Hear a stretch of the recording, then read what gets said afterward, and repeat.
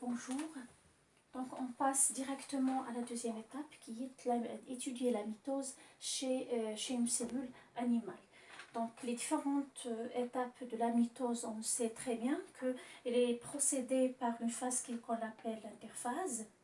Donc juste après l'interphase, il y a la phase de la division cellulaire qu'on appelle mitose avec ses 4 étapes. Donc la prophase, la métaphase, l'anaphase et la télophase.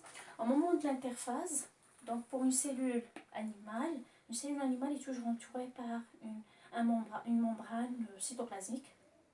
Voilà. Il n'y a pas de membrane cellulosique comme nous avons montré tout à l'heure chez une cellule végétale.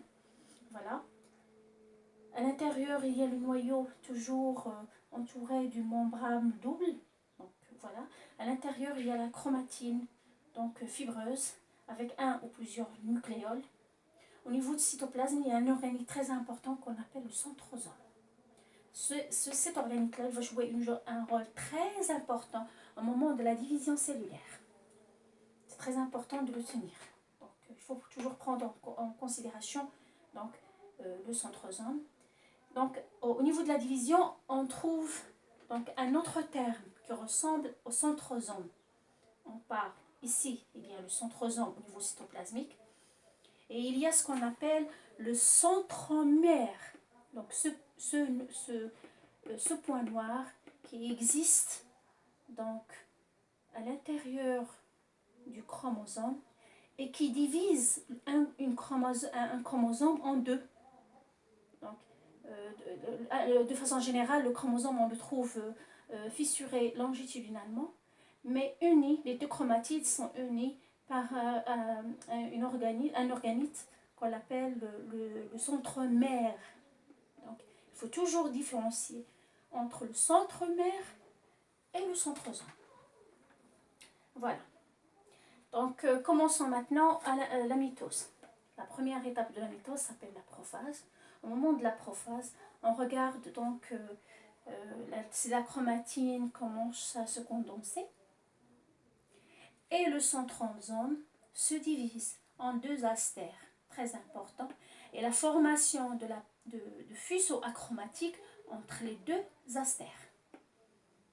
En métaphase, donc il y a migration d'un astère vers le sud, donc il y a séparation des deux. Il y a donc ce que nous avons parlé, donc nous avons parlé du fuseau chromatique. Il va se former déjà, il est bien figuré ici, mais il va se développer encore, donc entre le nord et le sud de la cellule. Il y a développement de la plaque équatoriale avec présence donc condensée de la chromatine en chromosome. Voilà. Et chaque chromosome est scindé en 2 longitudinalement, mais il reste uni au centre avec ce qu'on appelle le centromère. En anaphase, donc il y a migration polaire. Voilà. Chaque chromatide d'un chromosome migre, donc si on prend ce chromosome-là, donc une partie, donc une chromatide avec son centromère avec centromère va migrer vers le pôle nord. La deuxième chromatide va migrer vers le pôle sud. Voilà. En télophase, il y a l'étape très importante chez une cellule animale. Il y a l'étranglement équatorial. Donc c'est le début, séparation des 2 filles, des 2 cellules filles. Voilà. C'est l'étranglement équatorial.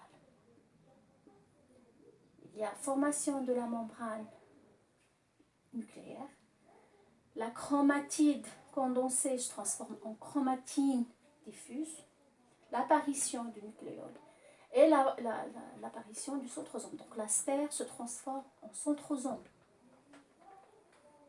Vers la fin, on arrive donc à 2 cellules identiques, ressemblantes à 100% à la cellule mère. Donc c'est le même matériel génétique, c'est la même forme et c'est la même nature.